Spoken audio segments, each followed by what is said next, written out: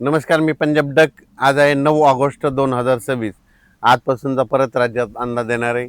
राज्यामध्ये 9 ऑगस्ट, 10, 11, 12, 13च्या दरम्यान या 4 दिवसामध्ये काही काही भागामध्ये पाऊस पडणार आहे. तुरळक ठिकाणी पावसाचा अंदाज आहे, काही काही ठिकाणी जोरात पडणार आहे, म्हणून हा अंदाज सर्व शेतकऱ्यांसाठी सांगणार आहे. तर आज 9 ऑगस्टला तुम्हाला एक सांगू इच्छितो की एक भुवनेश्वरजवळ असलेला एक कमी दाबाचा पट्टा ते छत्तीसगडकडून मध्य प्रदेशकडून इकडे गुजरातकडे जात असल्यामुळं महाराष्ट्रामध्ये काय होणार आहे, नागपूर, भंडारा, गोंदिया, चंद्रपूर, वर्धा आणि त्याच्यानंतर अमरावती ह्या परिसरामध्ये काय होणार, ह्या 2-3 दिवस तिकडं पाऊस पडणार आहे.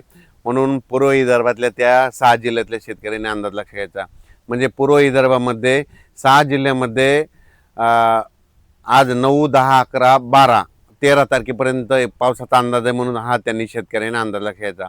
तसेच 9, 10, 11, 12, 13च्या दरम्यान महाराष्ट्रात देखील तुम्हाला सांगू इच्छितो, मराठवाड्यात देखील परभणी जिल्हा, लातूर जिल्हा, बीड जिल्हा, जालना जिल्हा, संभाजीनगर, त्याच्यानंतर हिंगोली, नांदेड या जिल्ह्यामध्ये काय होणार आहे, खूप काय मोठा पाऊस पडणार नाही. दुपारपर्यंत ऊन पडेल, पण ह्या 4-5 दिवसामध्ये काय होणार आहे, तुरळक ठिकाणी विखुरलेल्या स्वरूपाचा पावसाचा अंदाज आहे. म्हणून परभणी, लातूर, बीड, धाराशिव, जालना, संभाजीनगर, हिंगोली ह्या शेतकऱ्यांनी अंदाज लक्ष घ्यायचा. त्याच्यानंतर राज्यात आपण उत्तर कोकणपट्टीकडे वळू. तर कोकणपट्टीकडे मात्र आज 9 ऑगस्टपासून ते 14-15 ऑगस्टपर्यंत तिकडं मात्र पाऊस सरीव थोडा चालूच राहील. म्हणून हा अंदाज सर्व शेतकऱ्यांना लक्ष द्यायचा. नाशिककडे देखील पाऊस थोडाफार चालूच राहील, सरीव चालू राहील. म्हणून नाशिक जिल्ह्यातील शेतकऱ्यांना अंदाज लक्ष द्यायचा. नंदुरबार, धुळे आणि जळगाव जिल्ह्यातल्या शेतकऱ्याला सांगू इच्छितो की 12, 13, 14च्या दरम्यान तुमच्याकडे देखील ते कमी दाबाचा पट्टा वरतून जात असल्यामुळे गुजरातकडे जात असल्यामुळं तुमच्याकडं 12, 13 आणि 14 ऑगस्टच्या दरम्यान तिकडं तुमच्या इकडं तुरळक ठिकाणी वेगवेगळ्या भागात जोराचा पाऊस पडेल. म्हणून हा अंदाज लक्ष द्यायचा. विहिरीला पाणी येणारा असा पाऊस सध्या तरी महाराष्ट्रात नाही. म्हणून हा अंदाज सर्व शेतकऱ्यांनी लक्ष द्यायचा. त्याच्यानंतर इकडं अहिल्यानगरकडे देखील, अहिल्यानगरच्या सर्व जिल्ह्यात सगळीकडे जोराचा पाऊस पडणार नाही, फक्त विखुरलेल्या स्वरूपाचाच पाऊस असणार आहे. म्हणून हा अहिल्यानगरच्या संपूर्ण जिल्ह्यातल्या, तालुक्यातल्या, शहरातल्या, गावातल्या लोकांनी हा अंदाज लक्ष घ्यायचा. त्याच्यानंतर पुणे, सातारा, सांगली, सोलापूर, कोल्हापूर त्या पश्चिम महाराष्ट्रात देखील काय होणार आहे, सरीत राहणार आहे. तुरळक ठिकाणी विखुरलेल्या स्वरूपात आणखीन 4 म्हणजे 9, 10, 11, 12, 13 ऑगस्टपर्यंत पाऊस राहणार आहे. खूप काय मोठा नसणार आहे. दुपारनंतर ऊन पडणार आहे, पण काही भागात तुरळक ठिकाणी विखुरलेलाच पाऊस आहे, खूप काय मोठा नाही. म्हणून हा पश्चिम महाराष्ट्रातल्या शेतकऱ्यांनी अंदाज लक्ष घ्यायचा. कोल्हापूर, सातारा आणि इकडं कोकणपट्टी तिकडं मात्र सरीव त्या चालूच राहतील. मात्र कर्नाटकला एवढा काही मोठा पाऊस पडणार नाही. म्हणून कर्नाटकच्या शेतकऱ्यांनी अंदाज लक्षात घ्यायचा. तुरळक ठिकाणीच पाऊस आहे. तेलंगणात देखील तुरळक ठिकाणीच पाऊस पडणार आहे. म्हणून अंदाज लक्षात घ्यायचा. फक्त एक कमी दाबाचा पट्टा भुवनेश्वरहून आपलं इकडं मध्य प्रदेशकडे जात असल्यामुळं विदर्भातच पाऊस पडणार आहे. आणि ते पूर्व विदर्भात, मग वर्धा, नागपूर, भंडारा, गोंदिया, चंद्रपूर, त्याच्यानंतर यवतमाळचा काही भाग आणि अमरावती, त्याच्यानंतर मोर्शी, असं करत करत परतवाडा, इकडं जळगाव, जामोद, इकडं जळगाव, रावेर, धुळे, नंदुरबार ह्या पट्ट्यामध्ये जात असल्यामुळं मग ह्यामध्ये 11, 12, 13च्या दरम्यान तिकडल्या भागातच म्हणजे मध्य प्रदेशच्या बाजून महाराष्ट्र जे लगतचे जिल्हे, तालुके येतात त्या शेजारच्या तालुक्यामध्ये पाऊस पडणार आहे. म्हणून हा अंदाज लक्षात आहे.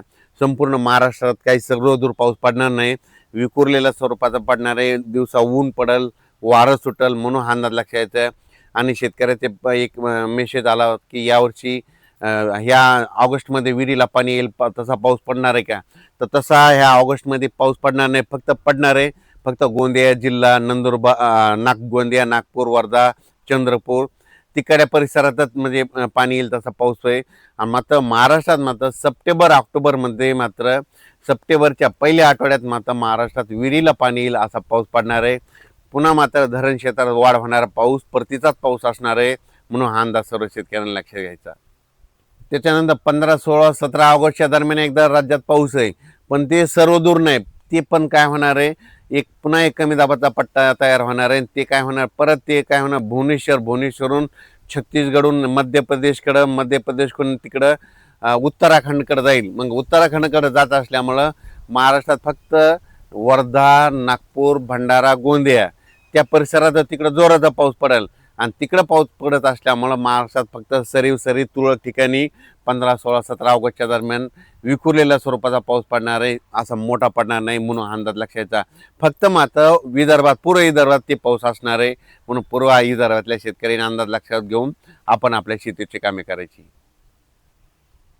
मी पहिल्यापासूनच आणखीन एक अंदाज सांगतो. मी म्हटलं तर सांगत होतो की जूनमध्ये कमी राहील, जुलैमध्ये जास्त, ऑगस्टला कमी आणि सप्टेंबर ऑक्टोबर परतीचा पाऊस जास्त पडणार आहे. 13 नोव्हेंबरला थंडी येणार आहे, म्हणून हे अंदाज दरवर्षी शेतकऱ्यांनी, यावर्षीचा अंदाज सर्व शेतकऱ्यांनी लक्षात घ्यायचा. यावर्षी सप्टेंबर ऑक्टोबरमध्ये जास्त पाऊस पडणार आहे, म्हणजे ऑगस्ट संपताना जे वातावरण चेंज होईल आणि सप्टेंबरच्या पहिल्या आठवड्यात चांगला जोराचा पाऊस असणार आहे आणि ते राज्यभर सगळीकडेच पडणार आहे. मग पाऊस काय होईल, पश्चिम महाराष्ट्राकडे सोलापूर जिल्हा, जे वंचित भाग आहे, सोलापूर, सांगली, सांगलीचा काही भाग, आटपाडी इकडं, त्याच्यानंतर धाराशिव जिल्हा, लातूर जिल्हा, बीड जिल्हा, तर त्या शेतकऱ्याला सांगू इच्छितो की सध्या तरी तुमच्याकडे पिकाला लागल तसाच पाऊस पडणार आहे, पिकं जोपतील असाच पडणार आहे, पण तुमचं पीक काही खराब होणार नाही, पीक काही वाळून जाणार नाही. मात्र सप्टेंबर मधला पाऊस मात्र तुम्हाला सरासरी भरून काढणार आहे. म्हणून सोलापूर जिल्हा, लातूर जिल्हा, बीड जिल्हा, त्याच्यानंतर इकडं अहिल्यानगर जिल्हा, त्याच्यानंतर सांगली जिल्हा ह्या शेतकऱ्यांनी अंदाज लक्षात घ्यायचा.